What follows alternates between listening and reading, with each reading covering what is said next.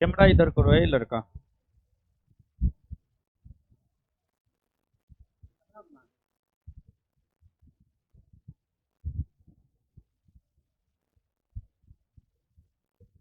दिखाई दे रहे हैं हम?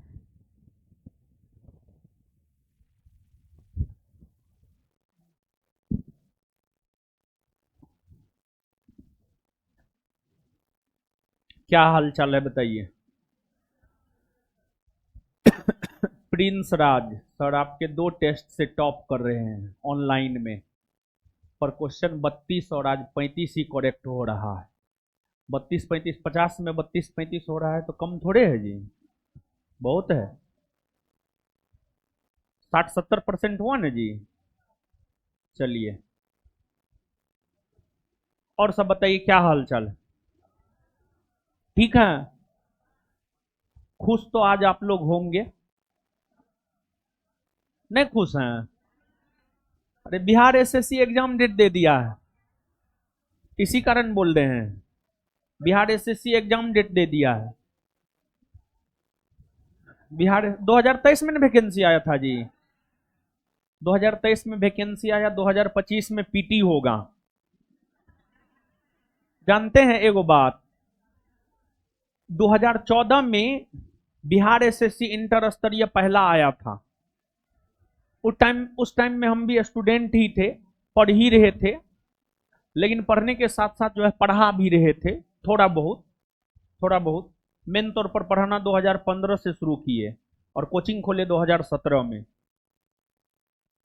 तो उस टाइम में जो है कुछ विद्यार्थी को पढ़ाते थे, तो उसमें एक लड़की थी, वो बोली हम बिहार एसएससी का तैयारी नहीं करेंगे। वैकेंसी वही था, हम पढ़ाते थे तो हम यही ना बोलेंगे ना आप इसी का तैयारी कीजिए। तो वो बोली थी बात कि बिहार एसएससी का फाइनल होते होते जो है ना मेरा ब्याह शादी बच्चा सब हो जाएगा, इसी वजह से हम बिहार एसएससी का तैयारी नहीं करेंगे। लेकिन 2014 वाला वैकेंसी संभवतः क्लियर हुआ है 2020-21 में, 2022 में, 2022 में। सच में जो लड़की बोली थी ना, उसके बारे में हम 2022 में पता किए जानबूझ करके, तो पता चला सच में उसका शादी विवाह बाल बच्चा सब हो गया। लेकिन जो है उसका दूसरे में जॉब लग गया था, बिहार एसआई में उसका जॉब लग गया था, समझ गए। तो बिहार एसआई में हमको लगता है 1717 पोस्ट वाला में ही उसका जॉब लगा था, समझ गए। बिहार एसएससी का ये है। बिहार सर, बिहार स्पेशल पढ़ाइए ना प्लीज सर, अरे बाप रे। मतलब एक ही लड़का कमेंट ऊपर से लेकर नीचे तक मतलब कट पेस्ट कॉपी कर दिया है, तो मजबूरन पढ़ना पड़ता है। बिहार स्पेशल सब तो बहुत सारा बैच में हो रहा है जी। फाउंडेशन बैच में हो रहा है, बिहार पुलिस बैच में हो रहा है, बीपीएससी बैच में हो रहा है, बिहार एसआई बैच में भी हो रहा है। हर बैच में तो हो ही रहा है। अगर आप यहाँ पर किसी भी बैच में पढ़ रहे हैं तो बिहार स्पेशल हो रहा है, हर बैच में हो रहा है। नहीं हो रहा है जी? तो आप कौन बैच में पढ़ते हैं? किसी बैच में नहीं पढ़ते हैं क्या? लगता नहीं पढ़ता होगा ये। टेस्ट में हो, हाँ हो सकता है।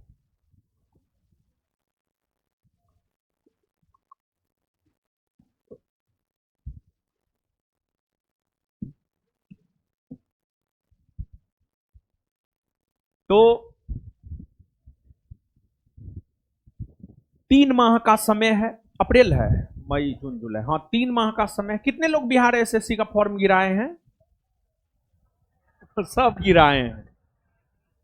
हम सोच रहे हैं टेस्ट करवा देते हैं क्या?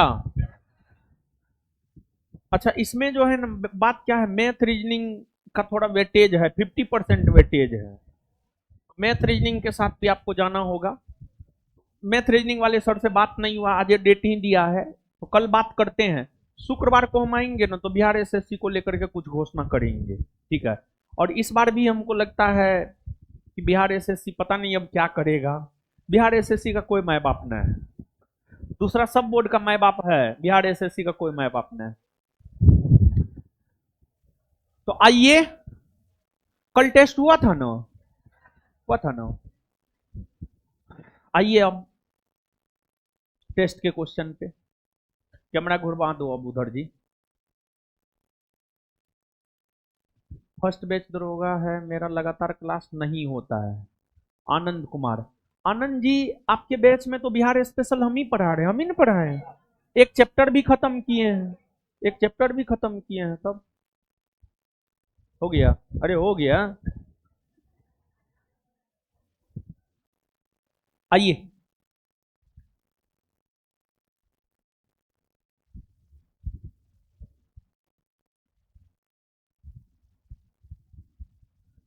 पहला क्वेश्चन,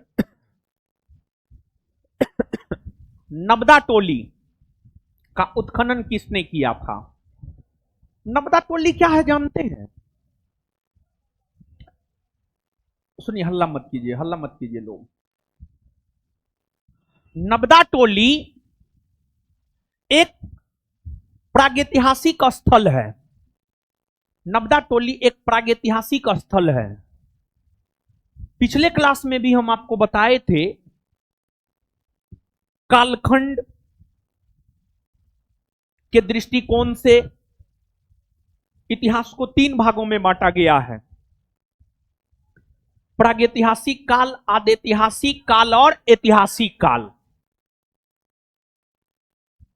प्रागैतिहासिक काल, प्रागैतिहासिक काल मतलब सीधा आप समझिए ना,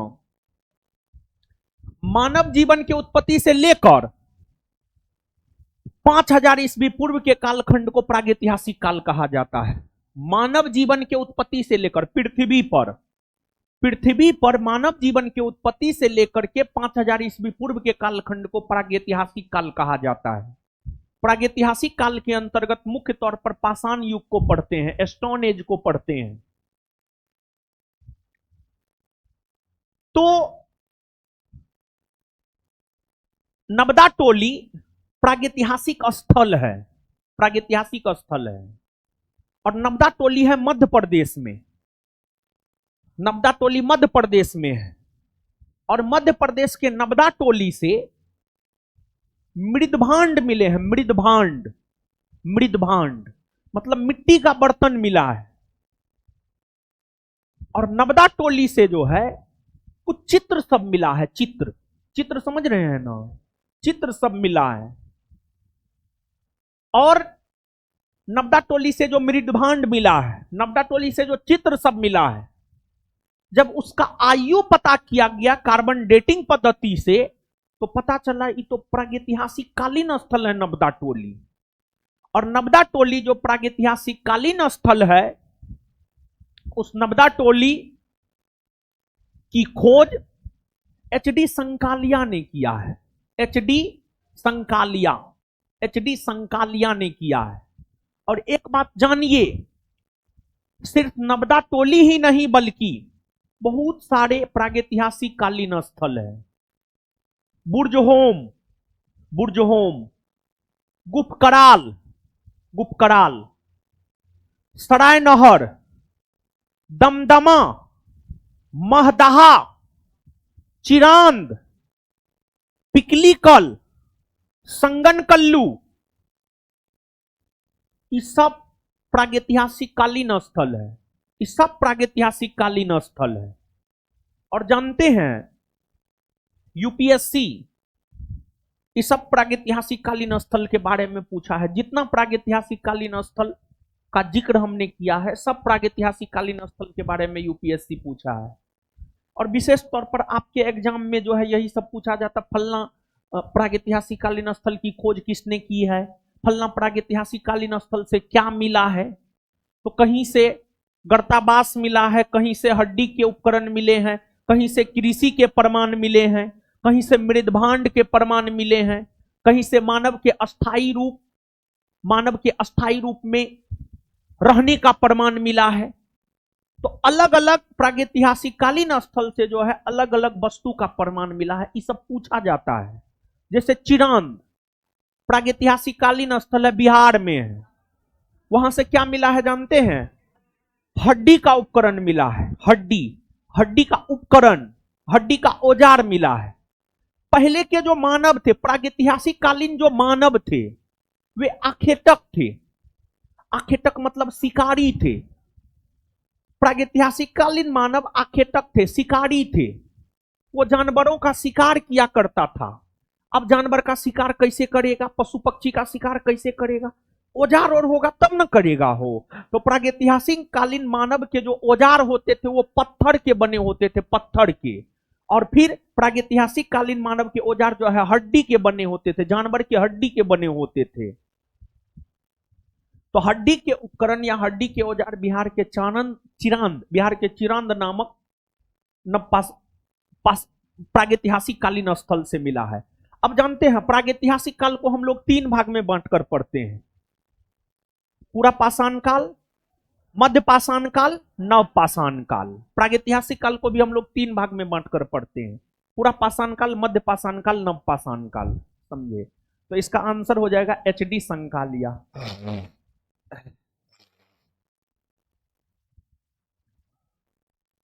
और अभी जो है थोड़ा सा मतलब कॉपरेट कीजिएगा, थोड़ा सा कॉपरेट कीजिएगा, मतलब लगभग कुछ दिन, मतलब 1 सप्ताह 10-15 दिन थोड़ा सा ऑपरेशन हुआ है। सब बैच में क्लास लेना पड़ता है। आज तो हमको इतना मतलब चला दिया है ना, इतना सीढ़ी चढ़वा दिया है ना, मतलब कि आज जो चीर फाड़ हुआ है उसमें थोड़ा सा तनाव हो गया है। तो खैर कोई बात नहीं है। तो मतलब अभी जो है मतलब 10-15 दिन थोड़ा कॉपरेट कीजिएगा। टेस्ट ऐसे हम लेंगे और आगे जो है आपका एग्जाम है बिहार एसएससी का।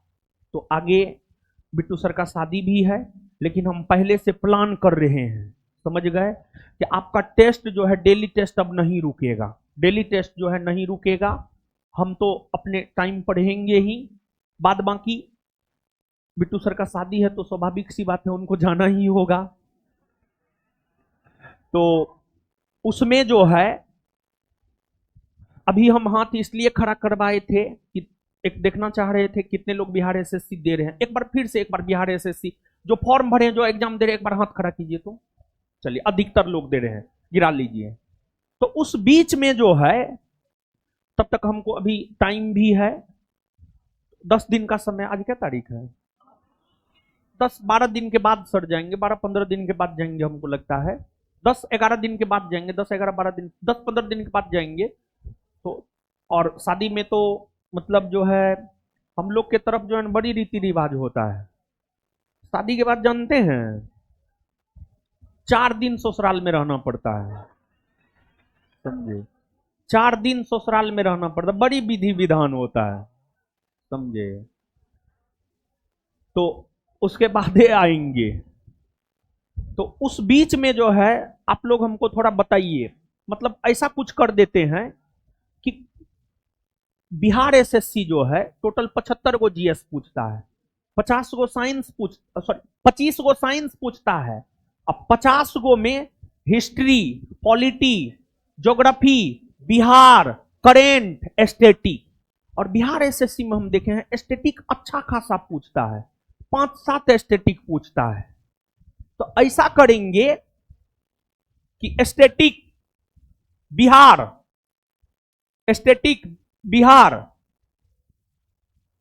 और साइंस का भी एस्थेटिक बिहार और साइंस का भी एस्थेटिक, मतलब बिट्टू सर के अनुपस्थिति में टेस्ट आपका समय से होगा। सिर्फ बिट्टू सर नहीं रहेंगे, उसके स्थान पर कोई दूसरे टीचर रहेंगे जो आपको एस्थेटिक बिहार और साइंस का एस्थेटिक उसका टेस्ट करवा देंगे। कोई आपत्ति नहीं न होगा, टेस्ट बंद नहीं होना चाहिए। क्या विचार है? तो बिट्टू सर के स्थान पर बिहार एसएससी एग्जाम को देखते हुए जो है बिहार एसएससी का 10 दिन जो है यानी 1 सप्ताह का छुट्टी वो मांगे हैं, बोले हैं 1 सप्ताह हमको छुट्टी चाहिए। तो 1 सप्ताह मतलब 7 दिन में 3 दिन ना।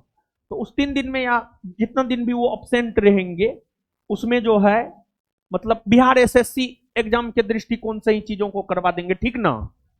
लेकिन हम भी नहीं रहेंगे, नहीं बिट्टू, दूसरे टीचर रहेंगे तो पढ़ लीजिएगा ना। हाँ ठीक है, अच्छे टीचर रहेंगे, ठीक है। आइए अब अगला क्वेश्चन पे।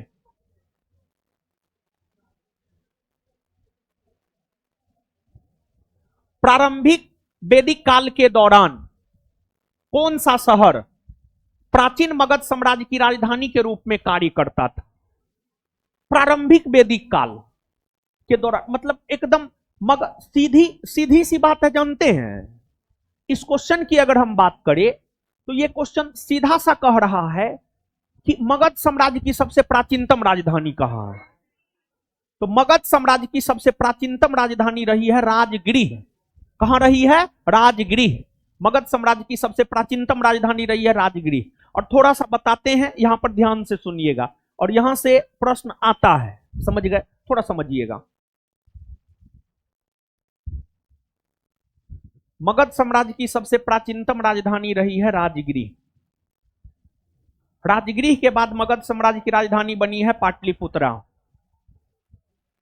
पाटलिपुत्रा के बाद मगध साम्राज्य की राजधानी बनी है वैशाली, और फिर वैशाली के बाद मगध साम्राज्य की राजधानी बनी है पाटलिपुत्रा। वैशाली के बाद पुनः बनी है पाटलिपुत्रा। पाटलिपुत्रा, समझ गए? मगध साम्राज्य की सबसे प्राचीनतम राजधानी जो राजगृह है, राजगृह को राजधानी बनाया था बिंबिसार ने। बिंबिसार ने, बिंबिसार ने। आगे चल करके राजगृह के जगह पाटलिपुत्रा को मगध साम्राज्य की राजधानी बनाया उदाइन ने। उदाइन ने। और फिर पाटलिपुत्रा से वैशाली बनाया शिशुनाग ने। शिशुनाग ने।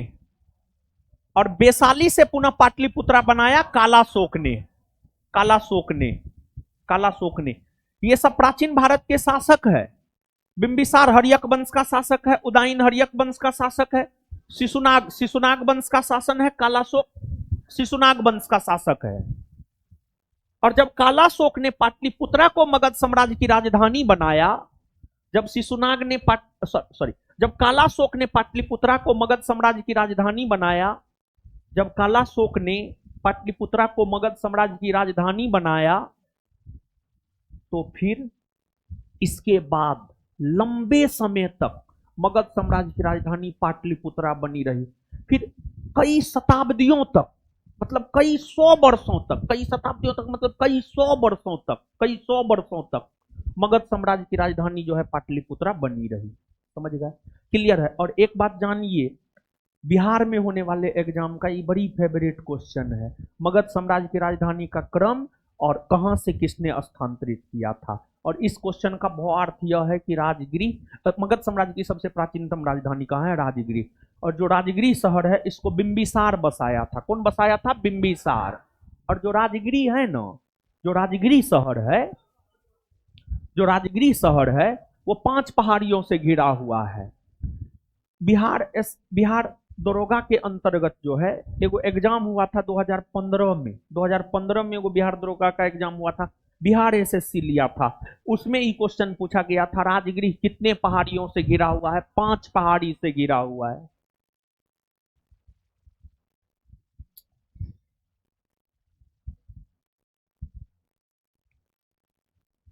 धान्य कटक जो महासंघिकों के अधीन एक प्रमुख बौद्ध केंद्र के रूप में समृद्ध हुआ, निम्नलिखित में से किस एक क्षेत्र में अवस्थित है? मतलब धान्य कटक एक बौद्ध केंद्र था, बौद्ध धर्मावलंबी के लोगों का एक केंद्र था धान्य कटक। ये कहां है? आंध्र में है, मतलब आंध्र प्रदेश में है, गंधार में है, कलिंग में है, मगध में है।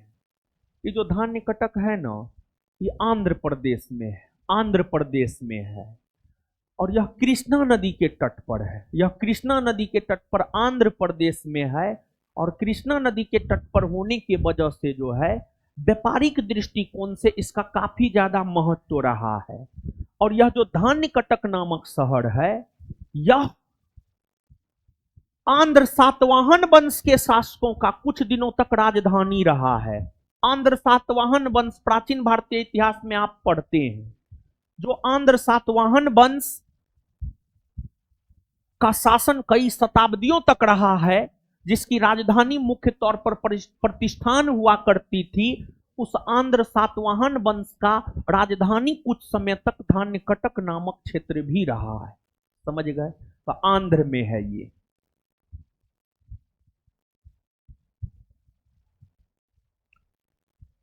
निम्नांकित में से कौन सा अशोककालीन अभिलेख खरोष्टी लिपि में मिला है? अशोककालीन अभिलेख। देखिए अभिलेख, अभिलेख किसको कहते हैं जानते हैं? आप सब लोग जानते हैं। देखिए जैसे आज के राजा, आज के राजा मतलब मोदी जी, आज के राजा मतलब नीतीश कुमार। अगर आज के राजा को जनता को संबोधित करना है, टेलीविजन पर आ जाते हैं, रेडियो में मन की बात करते हैं और अपनी बात जनता के समक्ष रखते हैं।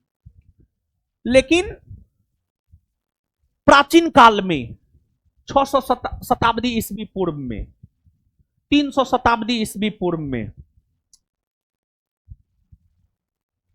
आज जो है हमको ज्यादा सिर ही चढ़ा दिया है, समझे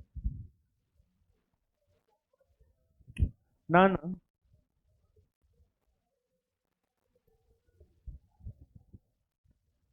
सुनिए,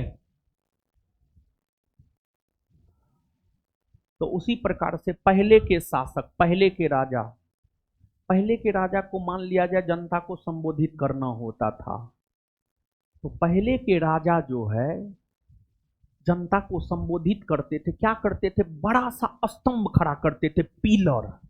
जैसे ये क्या है? पिलर है, ये जो आप देख रहे हैं पिलर है। तो बड़ा सा पिलर खड़ा करते थे और उस पिलर पर जो है अपना आदेश लिखते थे। मैं आपका राजा फलना, मैं आपको फलना आदेश देता हूं, आपको फलना करना है, आपको चिल्ला करना है। जैसे अशोक, अशोक अपने अभिलेख में लिखा है पशु हत्या पर हम रोक लगाते हैं, कोई पशु हत्या नहीं करेगा। इस प्रकार का चीज अशोक अपने अभिलेख में लिखा है। तो मतलब प्राचीन काल में जो शासक होते थे, जो राजा होते थे, पिलर बना करके उस पर जो लेख लिखते थे, जो गुफा होता था, जो बड़ा पत्थर का टुकड़ा होता था, जो बड़ा पत्थर का टुकड़ा होता था उसको शिला कहा जाता था, उस पर जो लेख लिखता था उसी को अभिलेख कहा जाता था। और भारत में अभिलेख लिखने की परंपरा की शुरुआत ईरानी आक्रमण से हुआ है। जब भारत पर ईरानियों ने आक्रमण किया ना, भारत पर ईरानियों ने आक्रमण किया है 516 ईस्वी पूर्व में, 516 ईस्वी पूर्व में, 516 516 ईस्वी पूर्व में भारत में ईरानियों ने आक्रमण किया था। ईरानी आक्रमण से, और एक बात जानते हैं, जब कोई भी भारत पर आक्रमण किया है ना तो उससे भारत को फायदा भी हुआ है, उससे भारत को फायदा हुआ है। जैसे एक आध को हम एग्जाम्पल आपको बताते हैं। जब ईरानी आक्रमण हुआ तो उससे अभिलेख लिखने की परंपरा का विकास हुआ, उससे खरोष्टी लिपि का विकास हुआ। इसके बाद जब मुस्लिम आक्रमण हुआ तो उससे भारत में खजूर उत्पादन, खजूर समझ रहे हैं, खजूर उत्पादन की प्रथा का विकास हुआ। ऊंट पालना, मुस्लिम आक्रमण से ही भारत के लोग ऊंट सब पालना शुरू किए और खजूर का उत्पादन करना सब शुरू किए थे, समझ गए? तो आक्रांता ज्यादातर हानि ही किया है, लेकिन थोड़ा बहुत लाभ भी पहुंचाया है। ऐसा नहीं है कि लाभ नहीं पहुंचाया, थोड़ा बहुत लाभ भी पहुंचाया है आक्रांता, यानी आक्रमणकारी, समझ गए?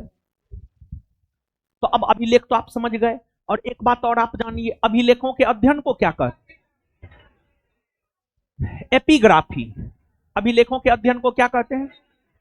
एपिग्राफी, एपिग्राफी कहते हैं। अब अशोक, अशोक के अधिकतर अभिलेख ब्राह्मी लिपि में था। और जानते हैं अशोक, अशोक के अधिकतर अभिलेख ब्राह्मी लिपि में थे। लेकिन अशोक के अभिलेख की अगर हम बात करें तो अशोक के अभिलेख भारत से भी मिले हैं, पाकिस्तान से भी मिले हैं।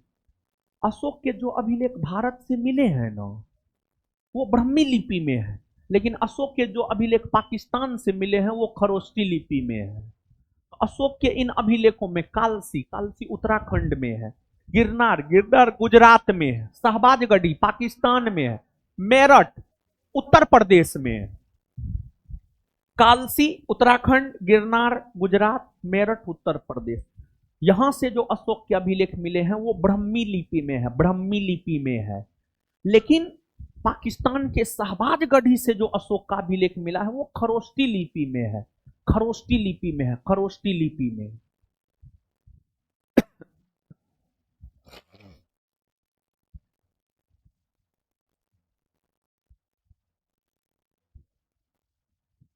कश्मीर में कनिष्क के शासनकाल में जो बौद्ध संगीति आयोजित हुई थी उसकी अध्यक्षता निम्नलिखित में से किसने की थी? बताइए। 4 गुण बौद्ध संगति आयोजित हुआ है। और कश्मीर में कनिष्क के शासनकाल में जो बौद्ध संगति आयोजित हुआ है वो चौथा ना बौद्ध संगति है। कश्मीर में कनिष्क के शासनकाल में जो बौद्ध संगति आयोजित हुआ है वो चौथा है। यानी पूछ रहा है चौथा बौद्ध संगीति की अध्यक्षता कौन किया है? चौथा बौद्ध संगीति की अध्यक्षता किया है वसुमित्र ने। किसने किया है? वसुमित्र ने। और चौथा बौद्ध संगीति की अध्यक्षता वसुमित्र ने किया है। और इसके उपाध्यक्ष हुआ करते थे अश्वघोष, जो पाटलिपुत्रा के थे, जो पटना के थे। कनिष्क जब पाटलिपुत्रा पर आक्रमण किया और जब वापस लौटने लगा तो वो अश्वघोष को भी लेकर अपने दरबार में चला गया था। समझ गए? और जिस वसुमित्र ने चतुर्थ बौद्ध सम्मेलन की अध्यक्षता की है उन्होंने महाविभास सूत्र नामक बौद्ध साहित्य की भी रचना की है। उन्होंने महाविभास सूत्र नामक बौद्ध साहित्य की भी रचना की है। और जो महाविभास सूत्र नामक बौद्ध साहित्य है, जो महाविभास सूत्र नामक बौद्ध साहित्य है, वो बौद्ध साहित्य चतुर्थ बौद्ध सम्मेलन के दौरान ही लिखा गया है। अब इसके बाद प्रथम बौद्ध सम्मेलन की अध्यक्षता किसने किया, द्वितीय की अध्यक्षता किसने किया, तृतीय की अध्यक्षता किसने किया? तो प्रथम की अध्यक्षता कौन किया है? महाकश्यप। द्वितीय सबाकामी, तृतीय मोगलीपुत्र तीस। प्रथम बौद्ध सम्मेलन कहां हुआ? राजगृह।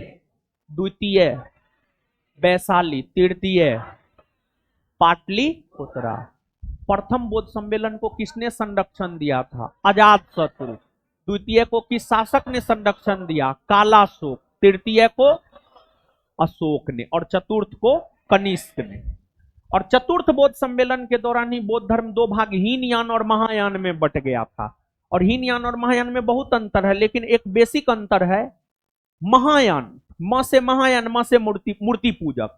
महायान मूर्ति पूजक था और हीनयान मूर्ति पूजक नहीं था। महायान मूर्ति पूजक था, हीनयान मूर्ति पूजक नहीं था। यानी महायान संप्रदाय को जो मानता था वो महात्मा बुद्ध का मूर्ति बनाकर उसकी पूजा करता था।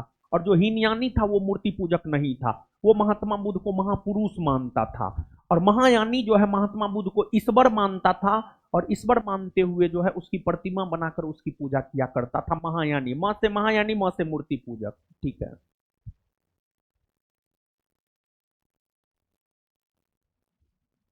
निम्नलिखित में से किसने हुन शासक मिहिरकुल को पराजित किया था? सुनिए। हुन, हुन शासक। हुनों का शासन कहां था जानते हैं? हुनों का शासन था मूल तौर पर अफगानिस्तान में। अफगानिस्तान में। भारत के पश्चिम में जाइएगा पाकिस्तान, पाकिस्तान के पश्चिम में जाइएगा अफगानिस्तान। अफगानिस्तान में हुनों का शासन था। हुनों का शासन अगर देखा जाए तो हुनों का शासन कहां था? अफगानिस्तान में। अफगानिस्तान में हुनों का शासन था। और हुन आक्रमण गुप्त वंश के समय हुआ था। गुप्त वंश। गुप्तों का शासन मूल तौर पर जो प्रभावी तरीका से रहा है 320 ईस्वी से 550 ईस्वी। ऐसे गुप्तों का शासन 320 ईस्वी से पहले भी रहा है और 550 ईस्वी के बाद भी रहा है। लेकिन एक होता है ना प्रभावी तरीका से, मतलब प्रभावी तरीका से मतलब शक्तिशाली रूप में। तो प्रभावी तरीका से गुप्तों का शासन रहा है 320 ईस्वी से 550 ईस्वी के बीच।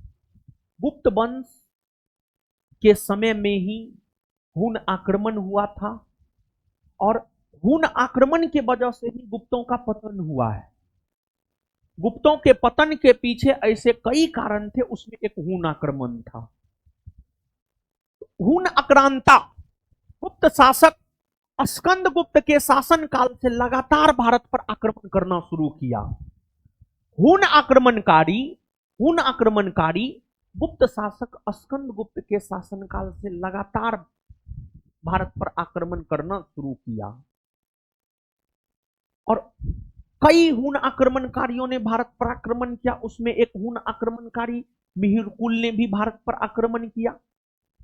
और हुन आक्रमणकारी मिहिरकुल ने जो भारत पर आक्रमण किया था मिहिरकुल के हुन आक्रमण को विफल किया था मालवा का शासक, मालवा मध्य प्रदेश में पड़ता है, मालवा का शासक यशोधर्मन, मालवा का शासक यशोधर्मन, मालवा का शासक यशोधर्मन।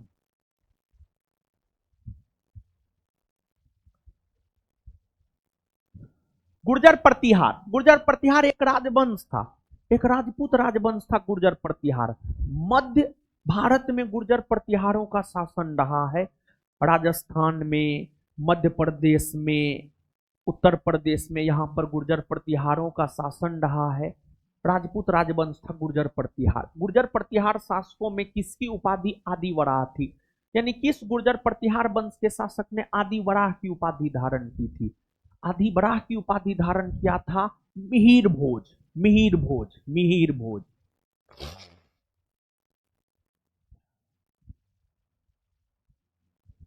कश्मीर घाटी के अंतिम मुस्लिम शासक यूसुफ शाह चक, जिन्हें मुगल सम्राट अकबर द्वारा बिहार में निर्वासित किया गया था, दफन है। देखिए सुनिए, कश्मीर, भारत के उत्तर में स्थित जो कश्मीर है, मुस्लिम आबादी वाला क्षेत्र कश्मीर है। कश्मीर में सामान्य तौर पर मुसलमानों का ही शासन रहा है, लेकिन ऐसा नहीं है कि कश्मीर में हिंदुओं का शासन नहीं रहा है, कश्मीर में हिंदू का भी शासन रहा है। मध्यकाल में कश्मीर के अंतिम मुस्लिम शासकों में नाम आता है यूसुफ शाह चक का। मध्यकाल में कश्मीर के ये अंतिम मुस्लिम शासक हुए, और इस शासक के बाद अकबर, अकबर साम्राज्यवादी शासक था। अकबर 1556 में गद्दी पर बैठा और 1561-62 ईस्वी से सैन्य अभियान शुरू कर दिया।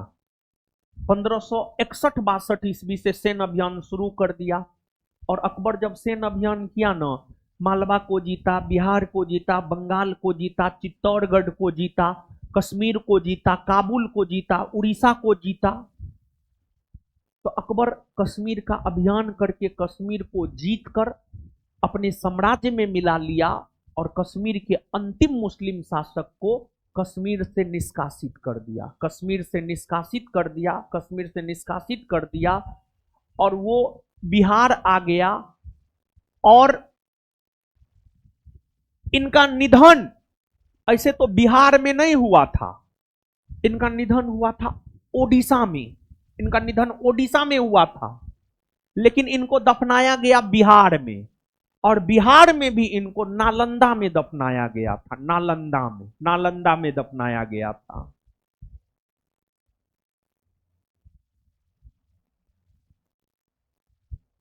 कश्मीर का अकबर नाम से प्रसिद्ध सुल्तान।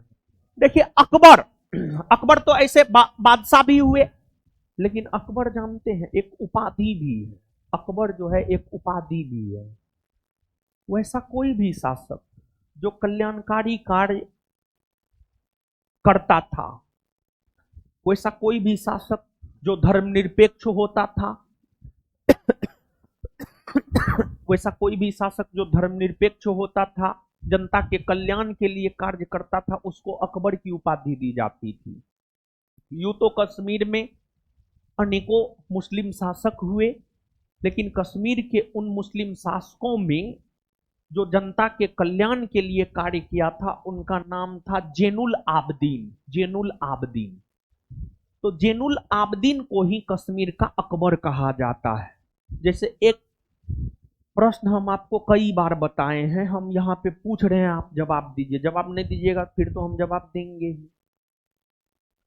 सल्तनत काल का अकबर किसे कहते हैं? फिरोज शाह तुगलक। तो ये दो उपाधि, एक सल्तनत काल का अकबर किसे कहते हैं और दूसरा कश्मीर का अकबर किसे कहते हैं। तो सल्तनत काल का अकबर फिरोज शाह तुगलक और कश्मीर का अकबर जैनुल आबदीन।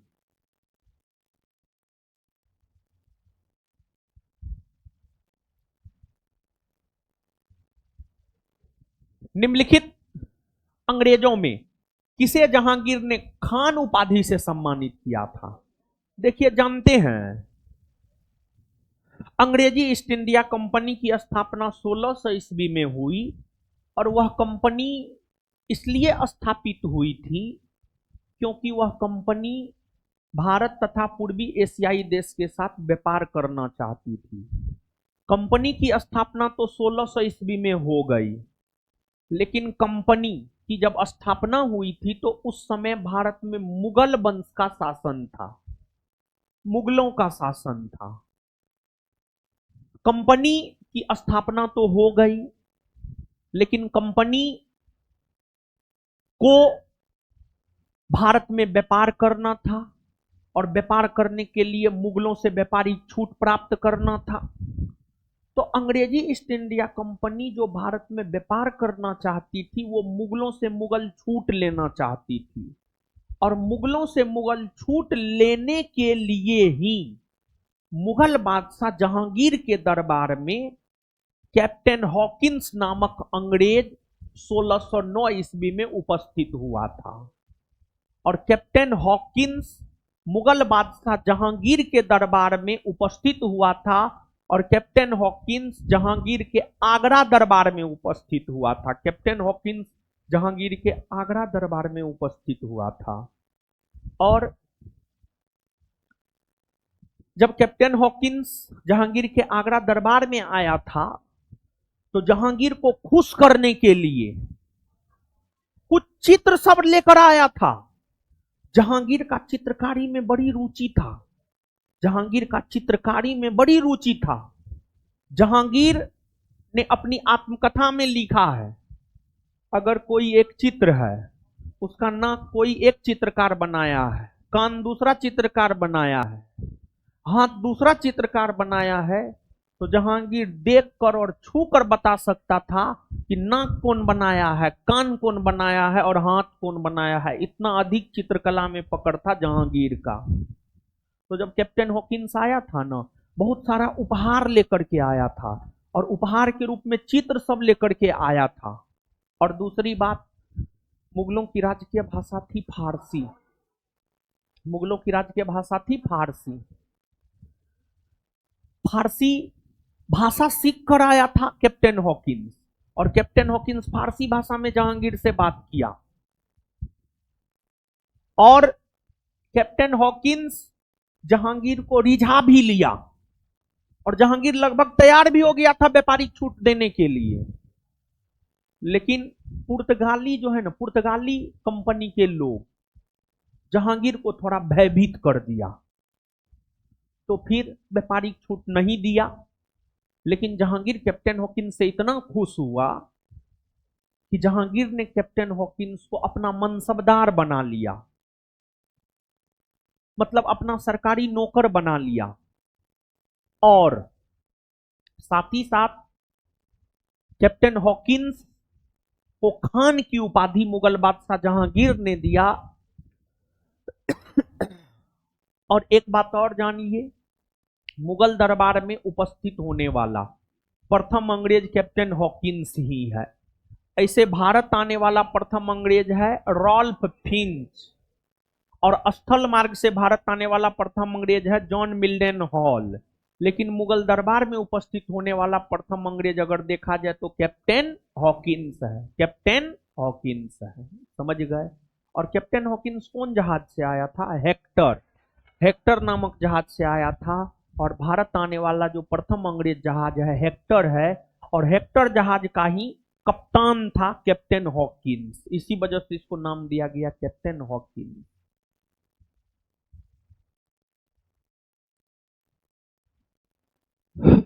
अरे, निम्नलिखित इमारतों में से कौन सी इमारत शान फतेहपुर कही जाती है? यानी कौन ऐसा इमारत है जो फतेहपुर का शान कहा जाता है? बुलंद दरवाजा, तुर्की सुल्तान का महल, जामा मस्जिद, साहब शाहजादी अम्बा का महल। देखिए, मुगल बादशाह अकबर,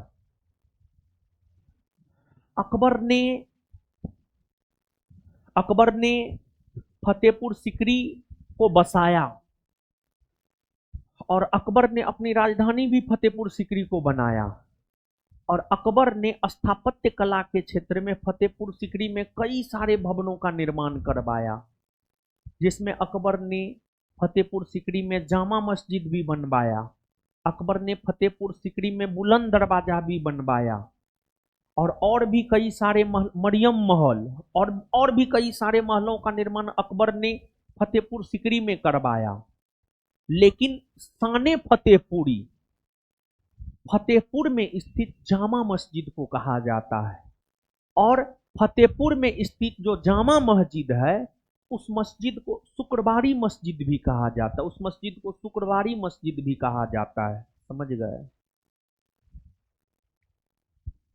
आंसर हो जाएगा जामा मस्जिद। मुगल बादशाह बहादुर शाह जफर के बारे में कहा जाता है कि उसके साम्राज्य की सीमा, जानते हैं कि जो मुगल बादशाह बहादुर शाह जफर है ये अंतिम मुगल बादशाह है, अंतिम मुगल बादशाह है। वही प्रथम मुगल बादशाह बाबर और अंतिम मुगल बादशाह बहादुर शाह जफर। इसके शासनकाल में मुगलों का शासन दिल्ली तक सीमित रह गया था, दिल्ली तक सीमित रह गया था। अकबर के समय जिस मुगलों का शासन लगभग पूरा भारतवर्ष में, मान लीजिए दक्षिण भारत के कुछ एरिया को छोड़कर, अकबर के समय जिस मुगलों का शासन दक्षिण भारत के कुछ एरिया को छोड़कर पूरे भारतवर्ष में था, उस मुगल वंश का शासन अंतिम मुगल बादशाह बहादुर शाह जफर के आते आते सिर्फ दिल्ली तक रह गया। दिल्ली में भी कुछ खास एरिया तक ही रह गया। अगर वास्तविक तौर पर कहिएगा ना, बहादुर शाह जफर का शासन जो है ना सिर्फ लाल किला भर रह गया था, सिर्फ लाल किला भर रह गया था बहादुर शाह जफर का शासन। सिर्फ लाल किले में उसका राज चलता था, लाल किले के लोग उसके फरमान को मानता था, उसके अलावा कोई नहीं उसके फरमान को मानता था। समझ गए? लेकिन ऑप्शन में तो सिर्फ लाल किला है नहीं, ऑप्शन में अगर सिर्फ लाल किला होता ना तो सिर्फ लाल किले आंसर हो जाता, लेकिन ऑप्शन के अकॉर्डिंग जाते हैं। बिहार बनारस कहां? एक चीज को दिमाग में जाने, सिर्फ दिल्ली तक रह गया था, सिर्फ दिल्ली तक रह गया। अब ऑप्शन पकड़िए, ए होगा चांदनी चौक से पालम,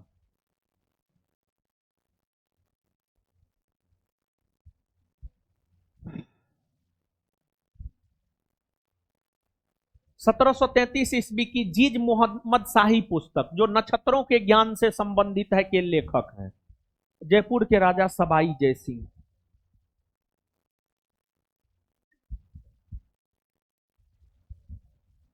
जनजातीय लोगों के संबंध में आदिवासी शब्द का प्रयोग कौन किया था? यानी जनजातियों को आदिवासी कौन कहा था? जनजाति को आदिवासी कहा था ठक्कर बप्पा, ठक्कर बप्पा।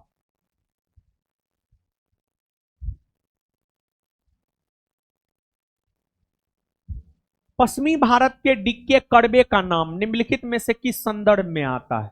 सती प्रथा, बाल या शिशु हत्या, स्त्री शिक्षा, विधवा पुनर्विवाह। है, सुनिए, देखिए, भारत में एक से बढ़कर एक समाज सुधारक हुए, बहुत सारे समाज सुधारक हुए भारत में। एक समाज सुधारक हुए राजा राम मोहन राय। राजा राम मोहन राय का संबंध सती प्रथा से।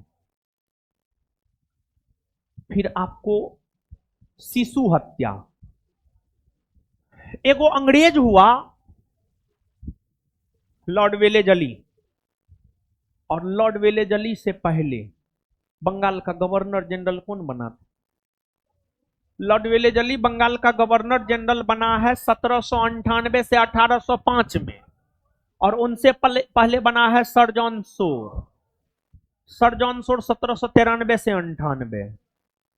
बाल या शिशु हत्या मतलब बच्चा के जन्म लेते ही उसको जो मार दिया जाता था उसी को बाल या शिशु हत्या कहा जाता है। बाल हत्या या शिशु हत्या पर रोक सर जॉन सोर और लॉर्ड वेलेजली ने लगाया है। फिर आपको स्त्री शिक्षा, स्त्री शिक्षा को लेकर आवाज बुलंद ईश्वरचंद विद्यासागर ने किया है, राजा राम मोहन राय ने किया है, और भी कई सारे समाज सुधारकों ने किया है।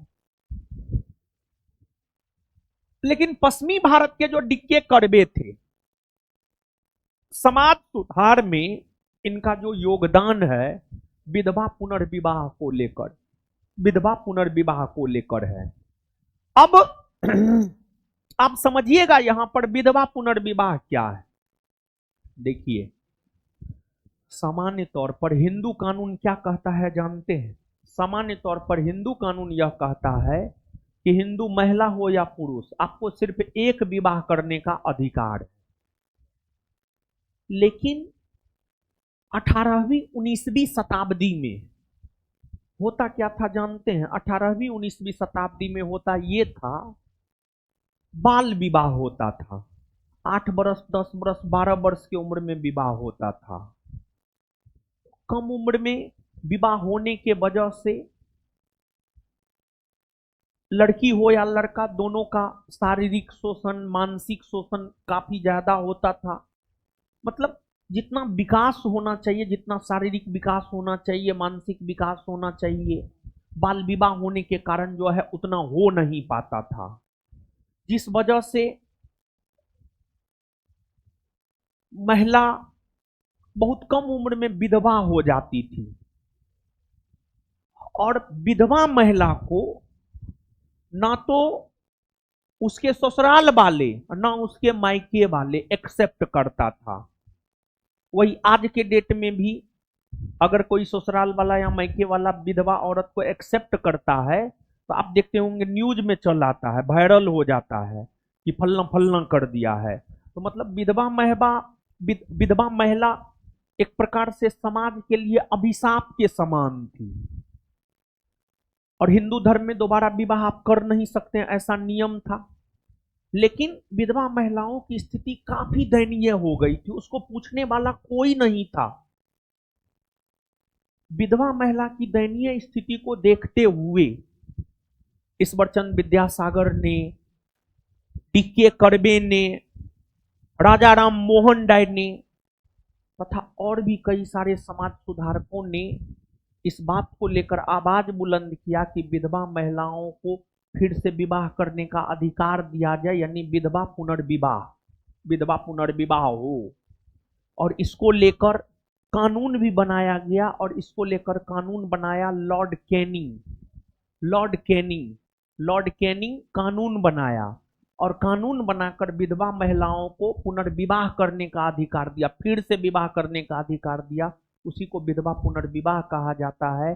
पश्चिमी भारत मतलब महाराष्ट्र, राजस्थान, गुजरात के इलाका में डी.के. कर्वे ने विधवा पुनर्विवाह को लेकर के प्रखरता से अपनी आवाज को बुलंद किया था।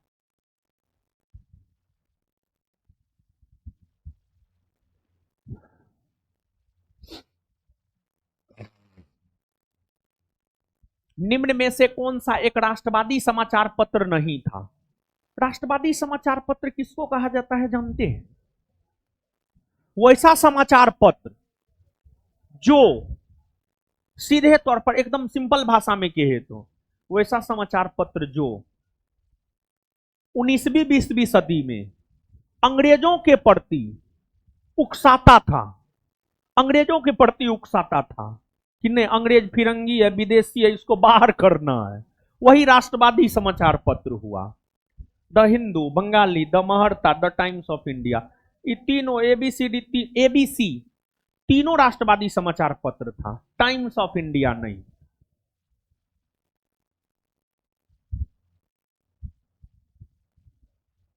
भारतीय राष्ट्रीय कांग्रेस के वर्ष 1922 में आयोजित किए गए अधिवेशन के अध्यक्ष कौन थे? बताइए। चित्तरंजन दास। अच्छा, 1922 में अधिवेशन कहां हुआ था? गया में ना, और गया बिहार में ना पड़ता है।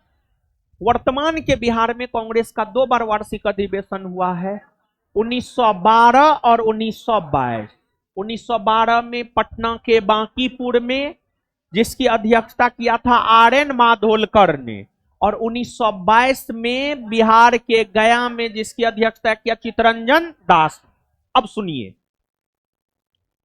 चित्तरंजन दास जब 1922 के गया के वार्षिक अधिवेशन की अध्यक्षता कर रहे थे।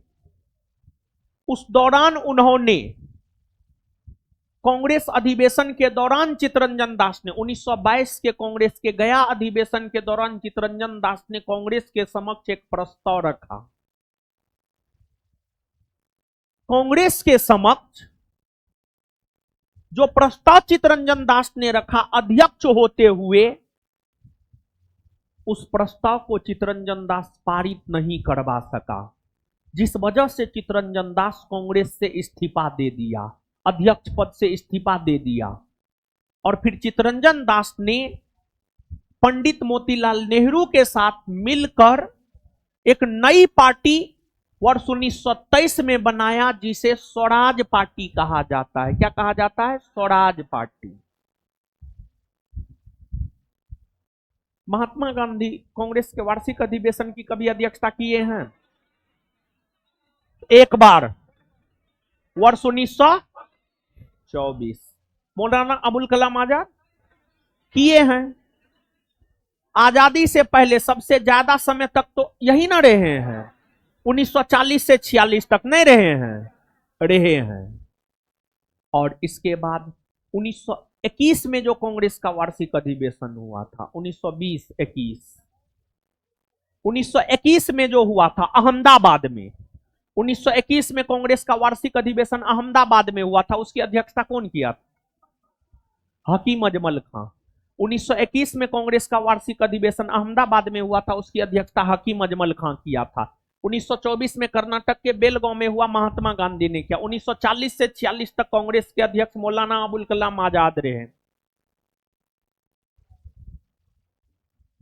सूची 1 को सूची 2 से सुमेलित कीजिए तथा नीचे दिए कूट से सही उत्तर चुनिए। हावड़ा षड्यंत्र केस है, जानते हैं। जैसे कांग्रेसी हुआ करता था, अब कांग्रेसी के भीतर ही उदारवादी, उग्रवादी, गांधीवादी हुआ करता था। वैसे ही जो है स्वतंत्रता आंदोलन के दौरान एक क्रांतिकारी हुआ करते थे। क्रांतिकारी। और जानते हैं, क्रांतिकारी होना बहुत बड़ी बात है। क्रांतिकारी कुछ ही लोग हो पाते हैं, जिसमें वो क्रांतिकारी है चुनामी सर। जानते हैं इसको? मतलब वो क्रांतिकारी है, मतलब क्या कहा जाए, मतलब वो दूसरे तरह का क्रांतिकारी है। मतलब शिक्षा जगत से हट करके वो क्रांतिकारी है। तो ठीक है, हर कोई अच्छे कामों में क्रांति थोड़े ला सकता है। तो कुछ लोग ऐसे होने चाहिए जो और भी काम है उसमें क्रांति लाए, समझे?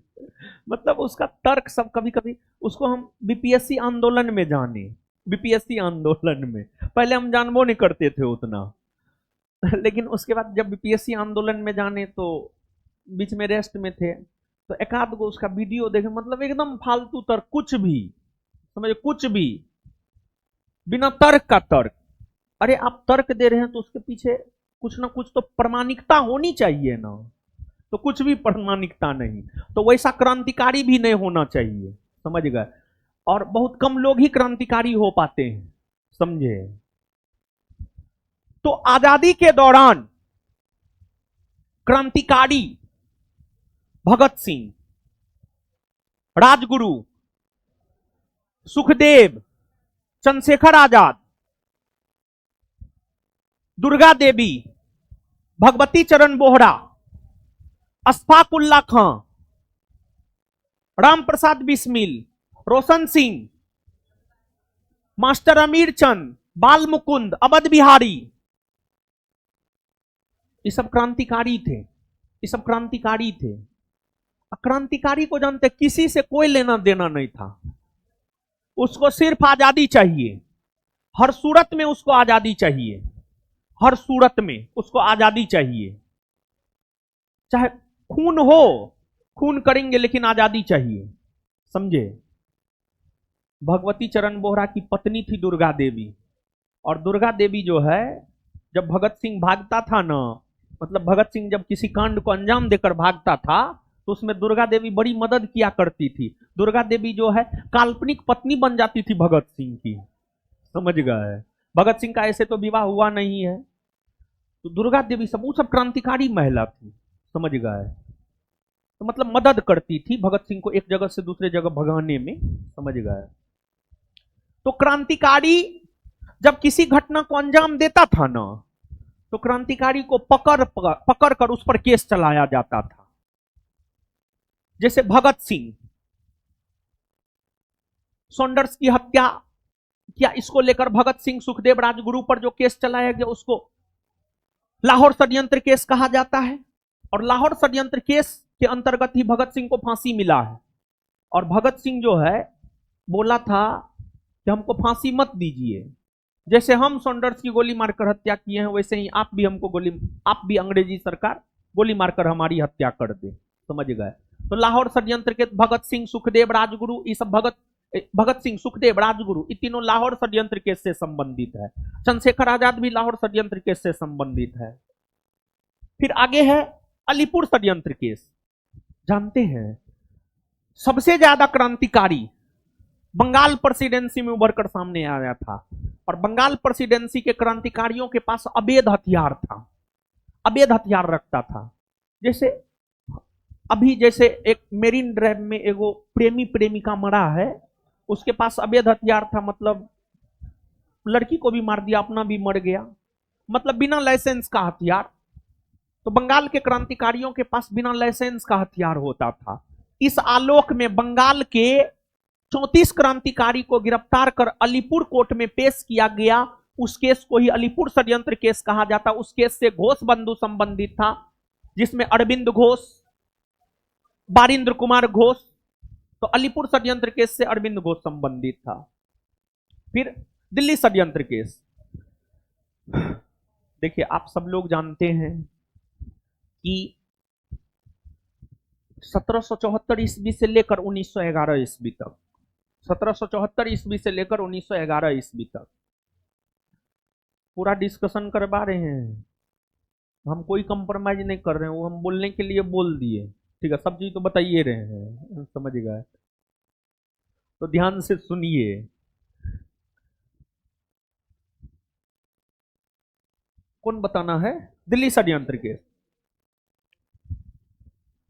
भारत की राजधानी 1774 से 1911 तक कोलकाता रही है। 1911 में, दिसंबर 1911 में तीसरा दिल्ली दरबार हुआ।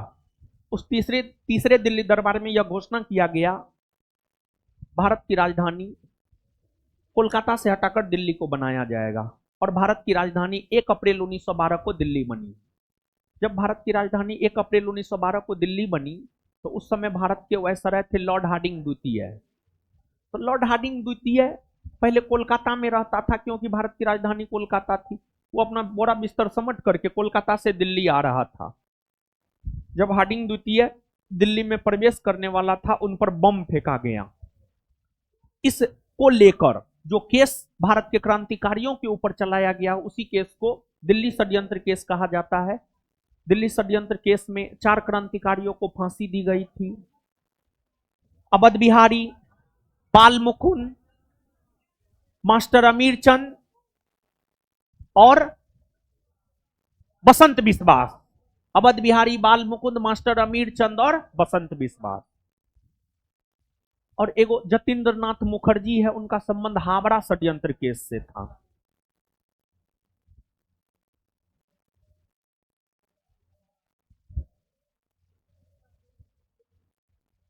क्या होगा उत्तर? सी।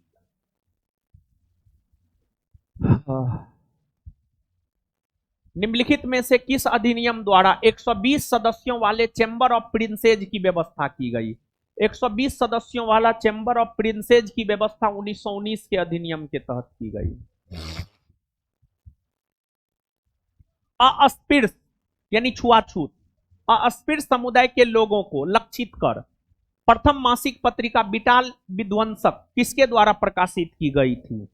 यह पत्रिका जो है गोपाल बाबा वलंकर के द्वारा प्रकाशित की गई थी। गोपाल बाबा वलंकर।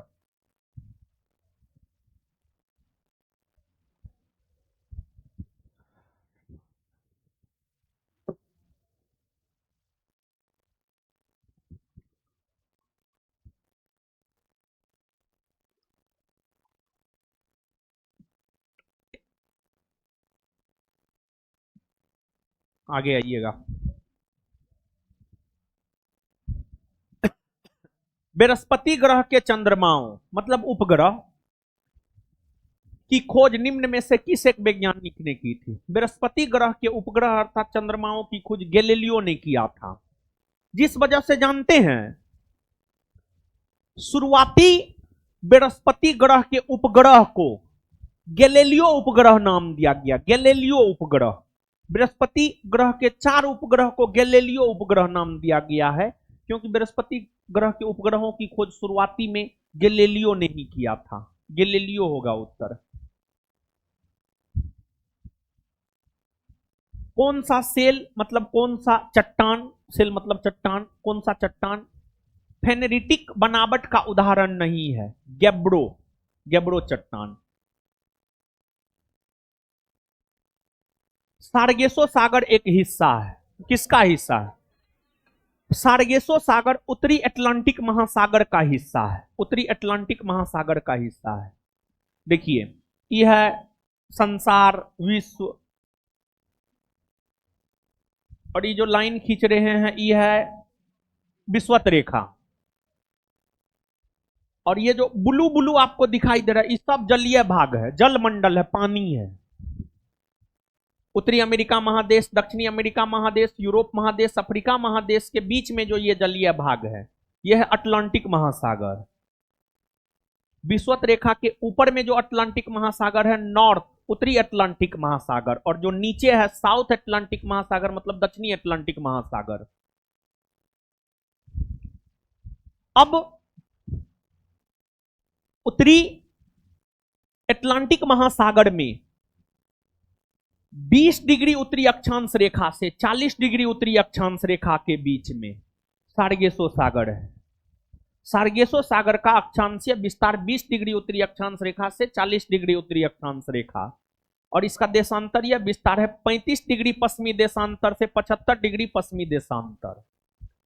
तो 20 डिग्री उत्तरी अक्षांश रेखा से 40 डिग्री उत्तरी अक्षांश रेखा तथा 35 डिग्री पश्चिमी देशांतर से 75 डिग्री पश्चिमी देशांतर के बीच में जो जलीय भाग है, इसी को के बीच में जो शांत जल का क्षेत्र है उसी को सारगेसो सागर कहा जाता है। सारगेसो सागर को महासागरीय मरुस्थल भी कहा जाता है, और इस सागर को सर्वप्रथम स्पेन के नाविकों ने देखा था। स्पेन के नाविकों ने देखा था। फिलीपींस में नारियल एवं गन्ने की कृषि का विकास का श्रेय किसको जाता है? देखिए जैसे भारत में मक्का, तंबाकू, आलू, टमाटर, ये सब पहले भारत में उगता था, नहीं उगता था। लेकिन जब भारत में पुर्तगालियों का आगमन हुआ ना, तो पुर्तगाली ये सब भारत लाया। तो वैसे ही फिलीपींस में जो है पहले गन्ना और नारियल का खेती नहीं होता था, तो फिलीपींस में गन्ना और नारियल का खेती का श्रेय, यानी फिलीपींस में गन्ना और नारियल का खेती शुरुआत करने का श्रेय स्पेन और अमेरिका के नाविकों को जाता है। स्पेन और अमेरिका के नाविकों को जाता है। निम्नलिखित में से कौन सा एक सही सुमेलित नहीं है, मतलब कौन एक गलत? देश और लौह अयस्क उत्पादन क्षेत्र, करागांडा लौह अयस्क उत्पादक क्षेत्र कजाकिस्तान में है, सही है। अच्छा एक बात बताइए, विश्व का सबसे बड़ा स्थल रुद्ध देश, लैंडलॉक्ड कंट्री, विश्व का सबसे बड़ा लैंडलॉक्ड कंट्री कौन है? कजाकिस्तान। लैंडलॉक्ड समझते हैं ना? वैसा देश जो समुद्री सीमा नहीं बनाता है उसी को लैंडलॉक्ड कहा जाता है। और एक बात जानते हैं, जो देश समुद्री सीमा नहीं बनाता है वो देश कभी सुपर पावर नहीं हो सकता है, वो देश कभी सुपर पावर नहीं हो सकता है।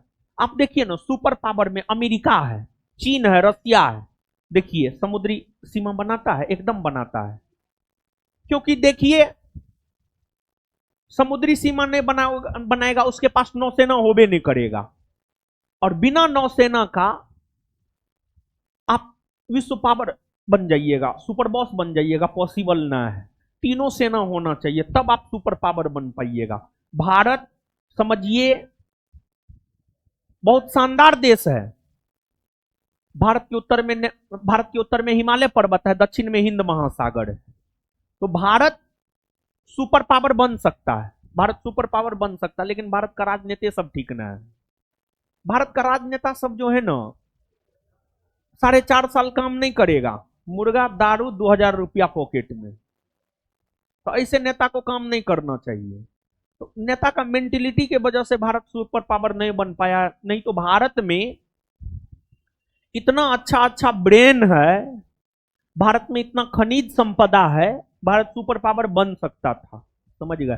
प्राचीन काल में सभ्यता के उदय में सुपर पावर कौन था? भारत था। ये तो यहाँ के राजनेता के मेंटेलिटी के वजह से भारत का ये स्थिति है। यूक्रेन में स्थित लो अयस्क उत्पादक क्षेत्र किब्रोई रॉग है। हाँ, किब्रोई रॉग यूक्रेन में है। यूक्रेन और रशिया के बीच युद्ध हो रहा है। यूक्रेन की राजधानी कीव है, वही यूक्रेन है। ये भी सही है। नॉर्मेंडी लोह अयस्क उत्पादक क्षेत्र जर्मनी में है? नहीं, नॉर्मेंडी लोह अयस्क उत्पादक क्षेत्र फ्रांस में है। फ्रांस में है, फ्रांस में है। पायरेनीज फ्रांस में है, सही है। आंसर हो जाएगा सी। निम्नलिखित में से कौन घुमक्कड़ चरवाहे नहीं है? नहीं है, यानी घुमंतु जनजाति नहीं है। एक तो जनजाति का मतलब आदिवासी। कुछ आदिवासी ऐसा होता है जो जानवर सब पालता है। जैसे भारत में टोडा जनजाति पशुपालक है, जानवर पालता है। तो टोडा चरवाहा जनजाति है। टोडा को चरवाहा जनजाति कह सकते हैं। चरवाहा मतलब क्या? चरवाहा किसको कहा जाता है?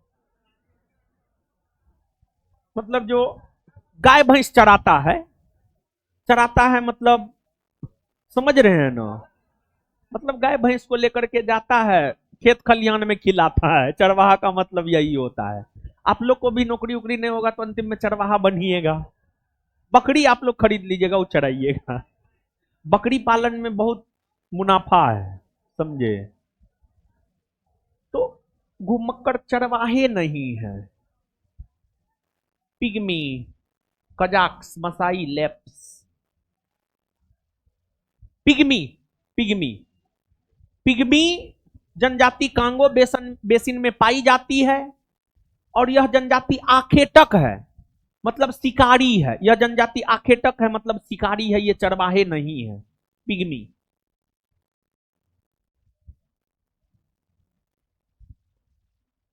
सर्वाधिक उत्तरी दक्षिणी लंबाई वाली सीमा वाला देश रूस, चिली, चीन, ब्राजील। मतलब कौन ऐसा देश है जो जिसकी लंबाई उत्तर दक्षिण में सबसे अधिक है पूरे विश्व में? समझ गए? आंसर हो जाएगा चिली। चिली मतलब देखिए यहां पर चिली है। कहां है जी चिली? दक्षिणी अमेरिका महादेश में यहां पर चिली है। ये देखिए चिली है। ये जो रेड कलर का नजर आ रहा है यही चिली है। कोई भी मानचित्र जब हम लोग लेते हैं तो उसका ऊपरी भाग उत्तर दिशा, नीचे दक्षिण। तो ये चिली है। इसका उत्तर से दक्षिण में लंबाई सबसे ज्यादा है। और इस देश का उत्तर से दक्षिण में लंबाई 4300 किलोमीटर है। 4300, 4300। भारत का उत्तर से दक्षिण में लंबाई कितना? 3214 किलोमीटर न है भारत का।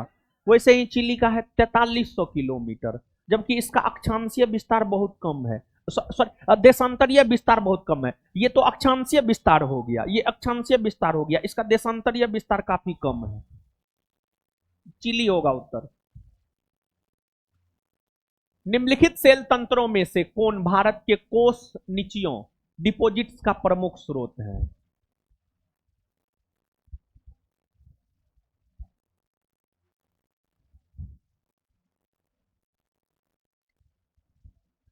धारबार, गोंडवाना, कुडप्पा, बिंद।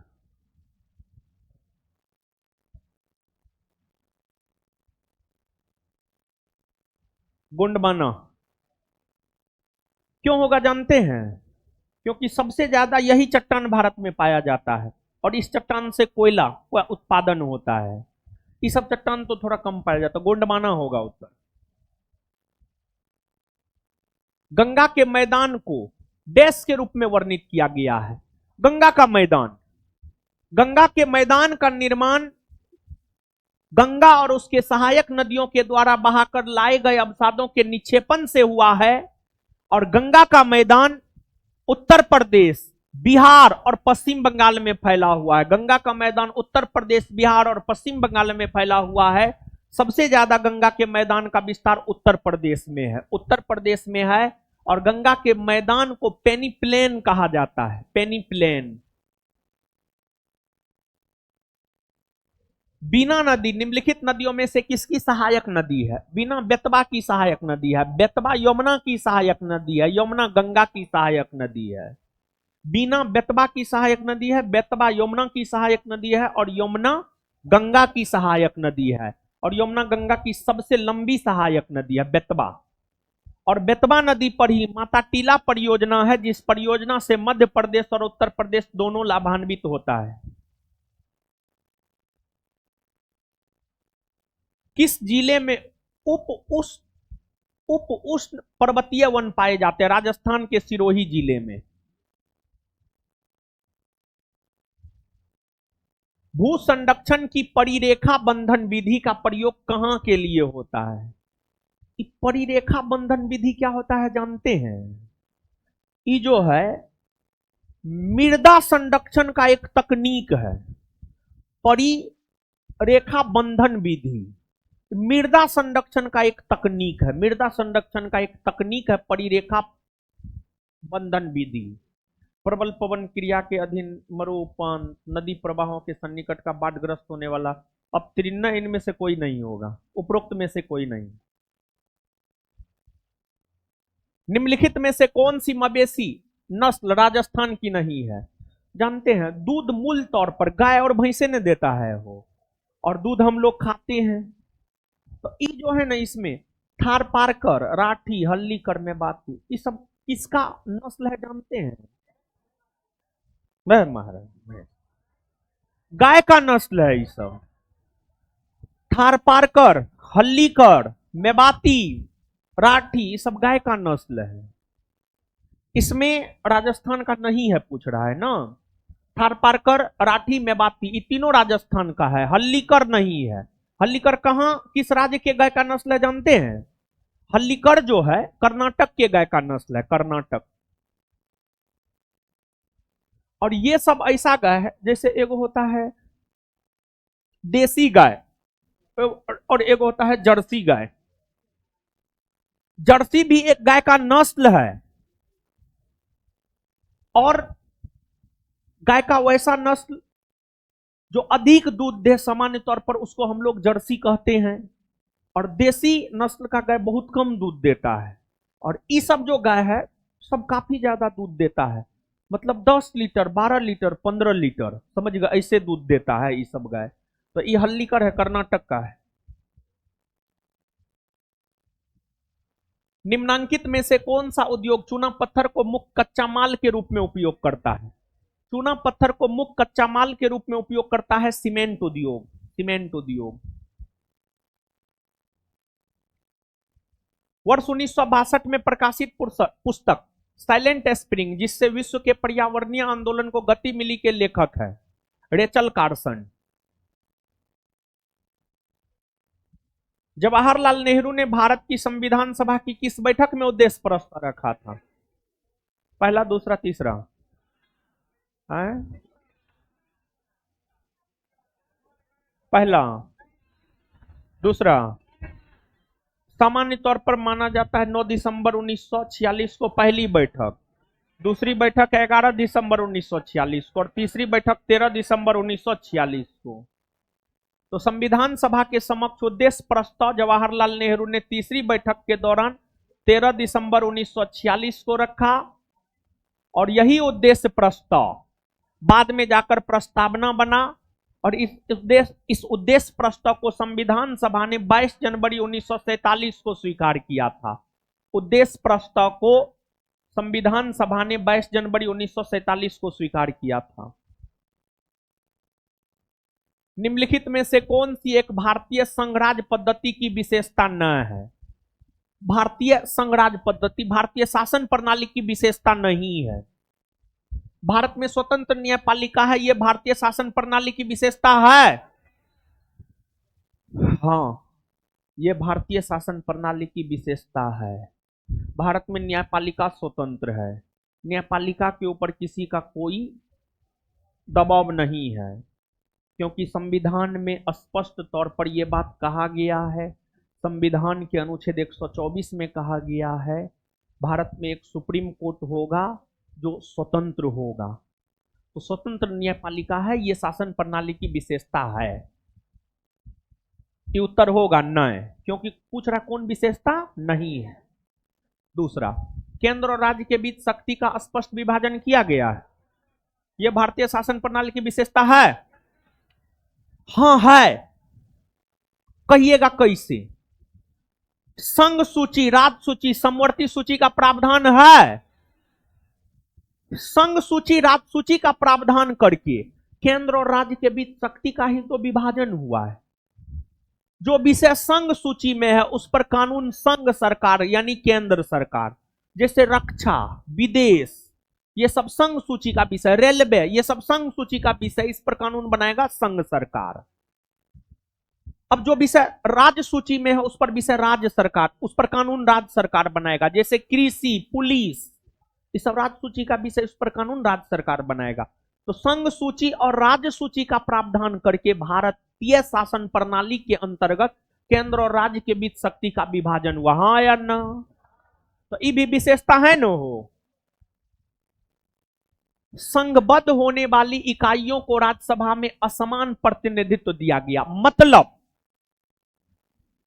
भारतीय संघराज क्षेत्र में जो 28 राज्य है उन राज्यों को राज्यसभा में एक समान प्रतिनिधित्व दिया गया है, नहीं बल्कि असमान प्रतिनिधित्व दिया गया है। राज्यसभा में उत्तर प्रदेश को 31 सीट, बिहार को 16 सीट, तो असमान प्रतिनिधित्व नहीं हुआ? हुआ या नहीं हुआ? तो ये भी विशेषता है न हो। और राज्यसभा, लोकसभा, विधानसभा या विधान परिषद में राज्यों को जो सीट दिया जाता है वो उस राज्य की जनसंख्या के अनुपात में, तो ये भी विशेषता है। असमान प्रतिनिधित्व दिया गया है। देखिए ना, उत्तर प्रदेश 31, बिहार 16। अगर समान प्रतिनिधित्व होता तो 31 को उत्तर प्रदेश को है तो बिहारों को 31 को होता, तो समान तो है नहीं, असमान। ये भी विशेषता है। तो जब एबीसी विशेषता है तो कौन नहीं है? डी। यह संघबद्ध होने वाली इकाइयों के बीच एक सहमति का परिणाम है ना? नहीं। मतलब भारत में जो 28 राज्य है, 28 राज्य अपनी सहमति से भारत में शामिल हो ना, ऐसा कोई बात नहीं है, गलत है ये। छत्तीसगढ़ का राज्य क्षेत्र निम्नांकित अधिनियमों में से किसका परिणाम है?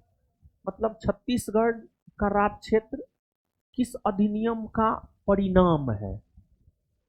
किसका परिणाम है? देखिए, एक बात बताइए, मध्य प्रदेश का विभाजन हुआ तब ना छत्तीसगढ़ बना। तो मध्य प्रदेश का विभाजन करने को लेकर वर्ष 2000 ईस्वी में मध्य प्रदेश पुनर्गठन अधिनियम 2000 लाया गया। मध्य प्रदेश पुनर्गठन अधिनियम 2000 के तहत 1 नवंबर 2000 ईस्वी को छत्तीसगढ़ राज्य का गठन हुआ, जो भारत का 26वां राज्य बना है। तो इसका उत्तर क्या हो जाएगा? मध्य प्रदेश पुनर्गठन अधिनियम। जैसे यहीं पर एक क्वेश्चन हम देते हैं, झारखंड का राज्य क्षेत्र निम्नांकित अधिनियमों में से किसका परिणाम है? बिहार राज्य पुनर्गठन अधिनियम।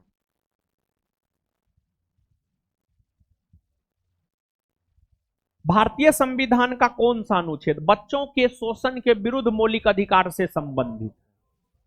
17, 19, 23, 24। 17 में क्या है? अस्पृश्यता का अंत, मतलब छुआछूत का अंत। ये तो बच्चों के मौलिक अधिकार से संबंधित न है। 19 में 6 प्रकार के व्यक्तिगत स्वतंत्रता की बात की गई है, जैसे विचार एवं अभिव्यक्ति, कहीं भी बिना हथियार का एकत्रित होकर सभा करने का अधिकार, संगम संघ या पार्टी बनाने का अधिकार, भारतवर्ष में कहीं भी घूमने का अधिकार, भारतवर्ष में कहीं भी जमीन खरीदकर बसने का अधिकार, अपना जीवन यापन करने हेतु कोई भी व्यवसाय करने का अधिकार। ये भी तो बच्चा से संबंधित नहीं हुआ। 23 मानवों के दुर्व्यापार और बलात्सरम पर रोक, जैसे वेश्यावृत्ति की प्रथा को आगे बढ़ाने के लिए लड़की का व्यापार होता है तो उस पर रोक 23 के तहत। बेगारी प्रथा मतलब बिना मजदूरी दिए काम करवा लेना, बेगारी प्रथा पर रोक, ये सब 23। और अनुच्छेद 24 यह कहता है कि 14 वर्ष से कम उम्र के बच्चों खान, कारखाना या किसी भी अन्य काम में शामिल नहीं किया जाएगा। अनुच्छेद 24 ही बच्चों को संरक्षण प्रदान करता है, बच्चों को शोषण से बचाता है। तो आंसर क्या होगा? 24।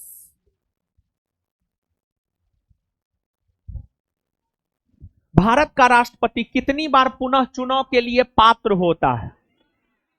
यानी क्वेश्चन ये है, भारत में कोई भी व्यक्ति कितनी बार राष्ट्रपति का चुनाव लड़ सकता है? इस प्रश्न का उत्तर जानना है तो आप अनुच्छेद 57 को पढ़िए। अनुच्छेद 57 यह कहता है कि भारत में कोई भी व्यक्ति जितनी बार चाहे उतनी बार राष्ट्रपति का चुनाव लड़ सकता है और चुनाव जीत करके वह उतनी बार राष्ट्रपति बन सकता है। मतलब भारत में कोई भी व्यक्ति एक से अधिक बार राष्ट्रपति बन सकता है और जितनी बार चाहे उतनी बार बन सकता है। लेकिन अभी तक एकमात्र राष्ट्रपति राजेंद्र प्रसाद है जो लगातार 2 बार राष्ट्रपति बने हैं। उसके अलावे अन्य सभी राष्ट्रपति सिर्फ 1 बार ही बने हैं। आंसर हो जाएगा कितनी भी बार, यानी जितनी बार हो उतनी बार।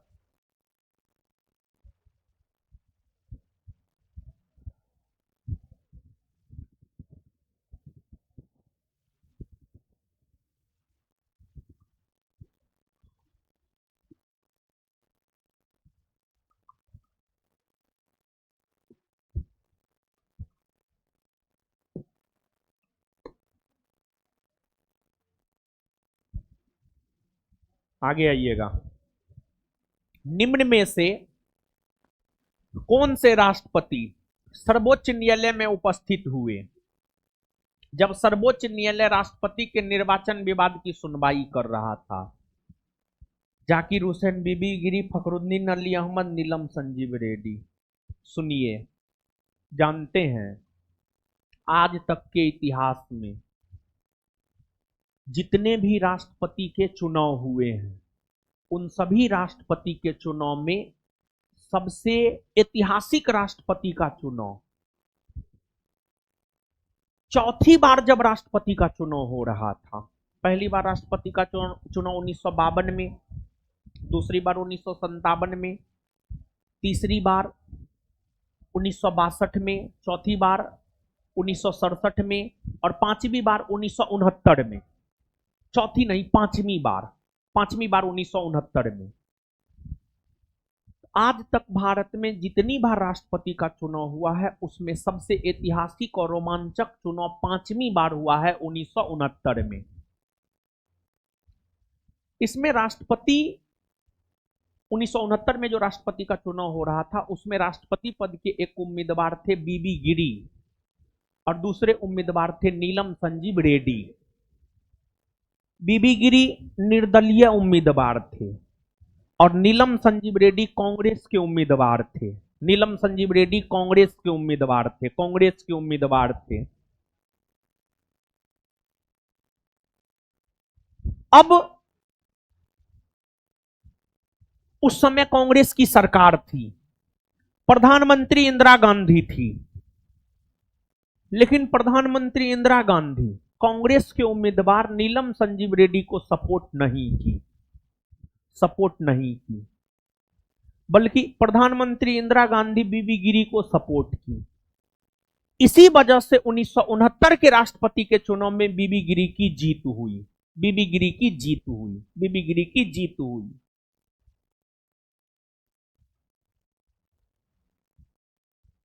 और यही राष्ट्रपति का चुनाव है जिसमें सबसे कम मतों के अंतर से कोई राष्ट्रपति निर्वाचित हुआ, तो वो बीबी गिरी है। तथा द्वितीय वरीयता के मत से अगर कोई राष्ट्रपति निर्वाचित हुआ तो वो भी बीबी गिरी है। और अगर कोई प्रथम निर्दलीय राष्ट्रपति बना तो वो भी बीबी गिरी है। बीबी गिरी चुनाव जीत गए, लेकिन उनके विपक्ष में जो उम्मीदवार थे नीलम संजीव रेड्डी, नीलम संजीव रेड्डी ने आरोप लगाया कि बीबी गिरी ने धांधली किया। बीबी गिरी ने धांधली किया। और फिर नीलम संजीव रेड्डी सर्वोच्च न्यायालय में एक याचिका दायर किया कि नहीं, बीबी गिरी ने धांधली करके राष्ट्रपति का चुनाव जीता।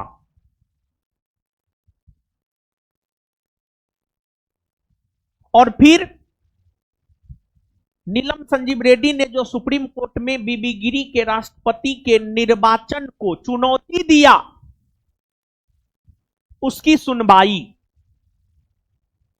उस समय के सुप्रीम कोर्ट के मुख्य न्यायाधीश सिकरी, एमएस सिकरी, हाँ पूरा नाम है एमएस सिकरी की अध्यक्षता में नीलम संजीव रेड्डी के याचिका पर सुनवाई हुआ। और उस सुनवाई के बाद जब सुप्रीम कोर्ट ने निर्णय दिया तो निर्णय बीबी गिरी के पक्ष में दिया। निर्णय बीबी गिरी के पक्ष में दिया। समझ गए? और जब सर्वोच्च न्यायालय में बीबी गिरी के राष्ट्रपति बनने को चुनौती दिया गया था, तो फिर उस दौरान बीबी गिरी सर्वोच्च न्यायालय में उपस्थित हुए थे। तो इसका उत्तर क्या हो जाएगा? बीबी गिरी।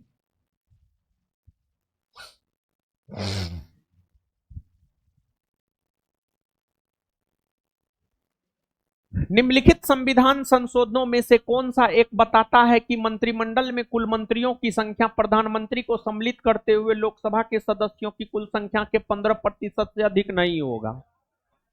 यानी अरे मंत्री सब होता है न हो, प्रधानमंत्री, गृह मंत्री, रक्षा मंत्री, वित्त मंत्री, विदेश मंत्री होता है न हो। तो मंत्रियों की संख्या सीमित की संविधान संशोधन के तहत किया गया। मतलब ये पूछा जा रहा, मतलब ये कहा जा रहा है कि संविधान संशोधन के तहत यह प्रावधान किया गया कि केंद्रीय मंत्रिपरिषद में प्रधानमंत्री सहित मंत्रियों की संख्या लोकसभा के कुल सीट के 15% से अधिक नहीं होगा। और लोकसभा में कुल सीट है 543। 543 का 15% निकालिएगा तो 81-82 आएगा। तो केंद्रीय मंत्रिपरिषद में मंत्री 81-82 से ज्यादा ना हो, यह प्रावधान की संविधान संशोधन में किया गया। यह प्रावधान 91वां संविधान संशोधन 2003 में किया गया है।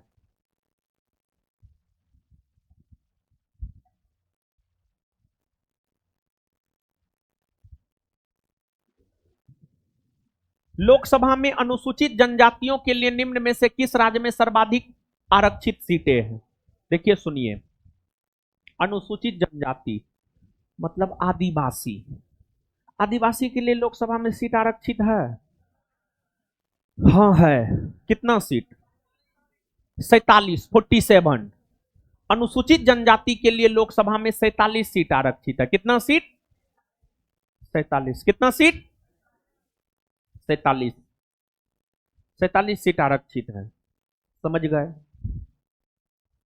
और एक बात जानिए, जिस राज्य में अनुसूचित जनजाति सबसे ज्यादा है उसी राज्य में अनुसूचित जनजातियों के लिए लोकसभा सीट आरक्षित होता है। जैसे बिहार, उत्तर प्रदेश में अनुसूचित जनजातियों के लिए लोकसभा का कोई सीट आरक्षित न है। सबसे ज्यादा अनुसूचित जनजाति कहां है? मध्य प्रदेश में ना, सबसे ज्यादा मध्य प्रदेश में है। तो मध्य प्रदेश राज्य में अनुसूचित जनजातियों के लिए सबसे ज्यादा सीट आरक्षित है। कितना सीट जानते हैं? 6, 6, 6, 6।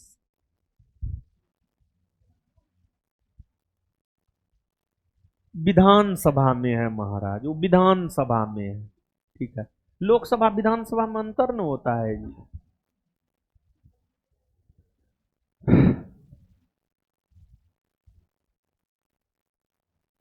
किसी मंत्री के विरुद्ध विशेषाधिकार प्रस्ताव उठाया जा सकता है जब वह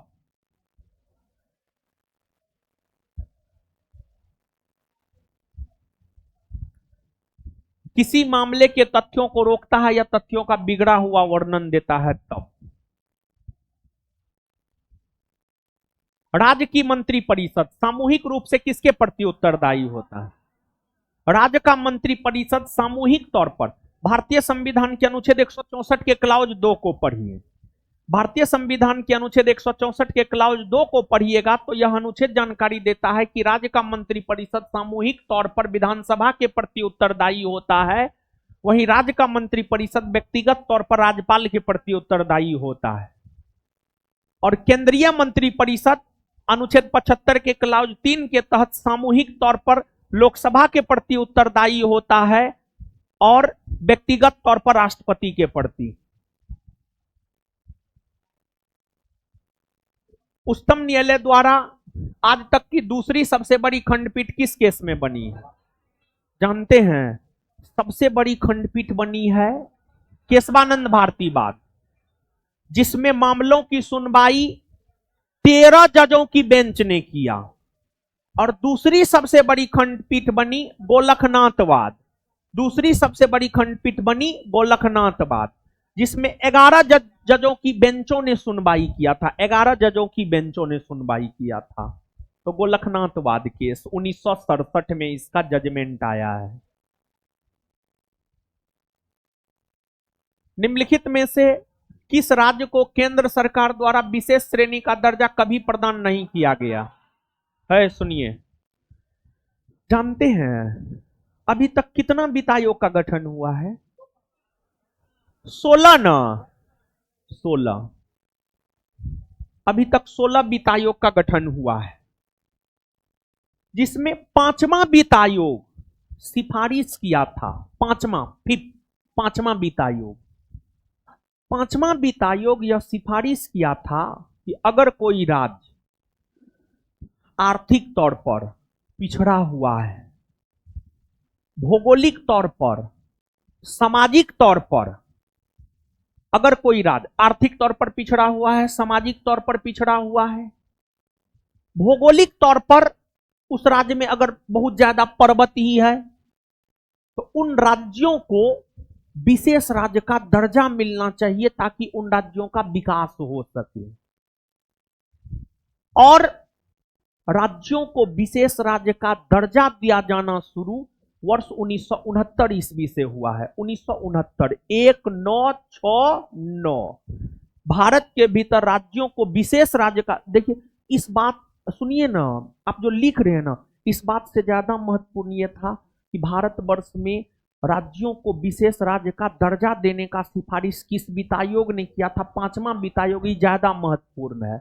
और भारत में राज्यों को विशेष राज्य का दर्जा दिया जाना शुरू हुआ 1969 ईस्वी से। बिहार, सिक्किम, हिमाचल प्रदेश, जम्मू कश्मीर, इसमें से कौन राज्य को कभी विशेष राज्य का दर्जा नहीं मिला? बिहार ना, बिहार आंसर होगा बिहार। और नीतीश जी एक बार जो है भाजपा को धोखा दिए थे इसी आधार पर कि जो है भाजपा बिहार को विशेष राज्य का दर्जा नहीं देता है, और दूसरा बार धोखा दिए कि तेजस्वी भ्रष्टाचार कर रहा है राजद को, और तीसरा बार राजद को धोखा दिया कि काम करने में मन नहीं लग रहा है तेजस्वी के साथ। मतलब लेटेस्ट जो धोखा दिया है उसमें यही बोला है कि इसके साथ काम करने में मन नहीं लगता है।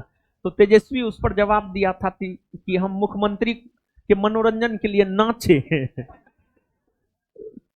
मतलब नीतीश जी भी कुछ उलुल जुलुल बयान देते रहते हैं।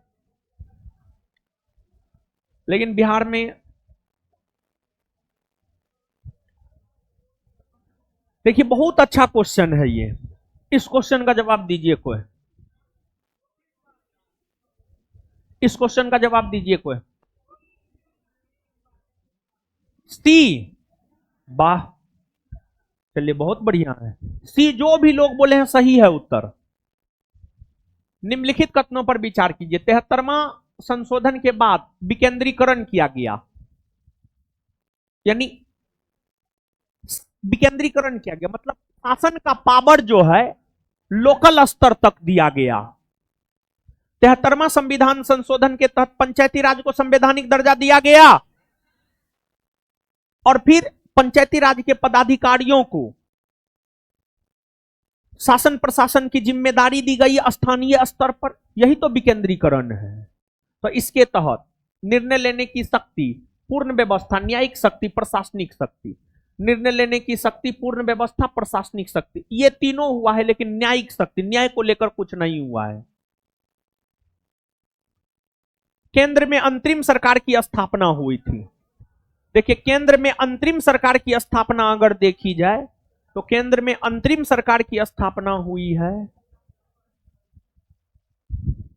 2 सितंबर 1946 को।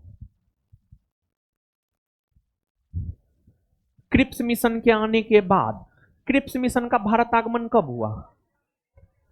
क्रिप्स मिशन का भारत आगमन हुआ 1942। सॉरी, आने के पहले, सुनिए एक मिनट। क्रिप्स मिशन के आने के पहले, क्रिप्स मिशन का आगमन 1942 में हुआ है, तो 1942 के पहले हुआ है? नहीं। 1942 के बाद हुआ है? हाँ हुआ है, लेकिन और थोड़ा सा बढ़िए। 1942 के बाद है ना 1946 आता है, हाँ हुआ है, लेकिन और थोड़ा सा बढ़िए। कैबिनेट मिशन के आने के बाद, कैबिनेट मिशन भारत आया है मार्च 1946 में, तो मार्च 1946, हाँ ये भी हो सकता है। माउंटबेटन की योजना के पेश करने के बाद, माउंटबेटन योजना पेश हुआ है 3 जून 1947। बताइए उत्तर क्या होना चाहिए, बी या सी? सी ना, सी इसका एप्रोप्रिएट आंसर होगा।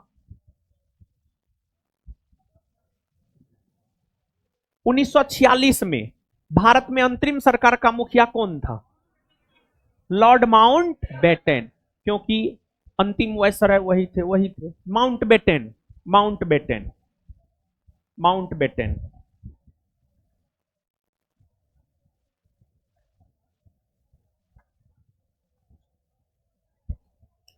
चलिए ठीक है, इससे आगे मिलते हैं अगले क्लास। धन्यवाद सभी लोगों को।